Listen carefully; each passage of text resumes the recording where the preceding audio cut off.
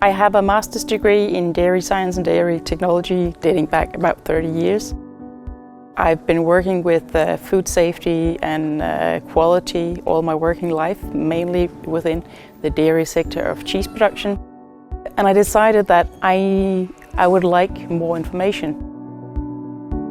Taking this master in sustainable and safe food production has taught me new items on chemistry. How do we avoid and mitigate any chemical contaminants from entering the food production chain?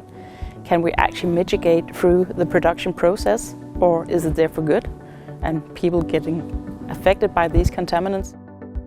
On the microbiological side, I have new learnings on how do microorganisms enter the food chain, how can we prevent these pathogens from being in the food that will be served to people, and how do we risk assess the chemical and the microbiological content that will enter the food chain.